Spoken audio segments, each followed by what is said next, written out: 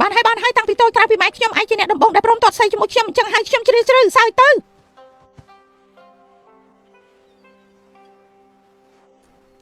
ពួកយើងជាមិត្តនឹងគ្នាហើយថ្ងៃក្រោយបើអញចង់ទាត់សៃខ្ញុំនឹងលេងជាមួយឯងឲ្យតែអញផ្លុំខ្យងសាំងនេះទៅទោះនៅឆ្ងាយប៉ុណ្ណាក៏ខ្ញុំមកដែរត្រូវហើយខ្ញុំឈ្មោះអាពីងចុះឯងមានគេមកហើយខ្ញុំឈ្មោះណាចាហ៎ស្អីគេឲ្យលៀនឡើងណាចាចាប់ពោស្រីរបស់ខ្ញុំទៅកូនម៉ែពោស្រីបងចាំមិនទៅហើយហ្នឹងបងត្រូវធំបេងសាច់ផាំងណាចាឯងចាប់ពោរបស់ខ្ញុំធ្វើអីនិយាយប្រទេសបើខ្ញុំមិនចាត់ការបេងសាច់បងឯងត្រូវវាស៊ីបាត់ទៅហើយឯណាបេងសាច់ពួកឯងឃើញទេពួកលោកឃើញទេឯងមើលស្រាសតិពួកយើងពេកហើយត្រូវអើយមើលដល់ពួកស្រាសតិពួកយើងទៅប្រាប់លោកចាលីមកទៅចាត់ការឯងត្រូវទៅឃុំខ្លួនតែដល់ឲ្យចេញពីបង្កពីគូទៅហើយពីទៅក៏យកចូលទៅដល់ខ្លួនខោទៅចេញខោទៅអបេសាច់ចេញខោទៅចេញទៅ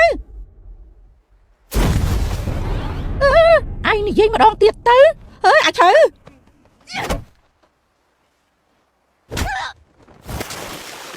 ไม่ใช่ทุบปากไม่ใช่ปากมนุษย์ពួកយើងសម្រាប់យីទៅសម្រាប់យីទៅសម្រាប់យីទៅអាបិសាច់ចង្រៃអាបិសាច់សម្រាប់មនុស្សសម្រាប់យីទៅឯងធ្វើបាបមនុស្សស្លាប់ទៅរាប់ទៅ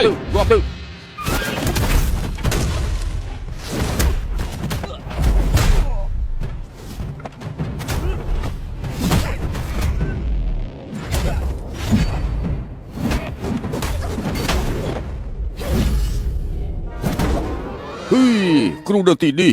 កុំធ្វើបាបគេឲ្យសោះយោឈឺ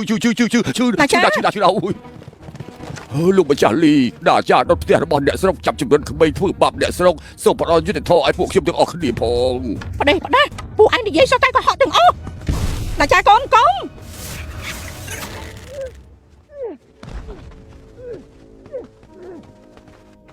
លោកម្ចាស់លីលោកម្ចាស់គូនតែឃុំខ្លួនគេកុំឲ្យគេចេញមកក្រៅបង្ករឿងទៀត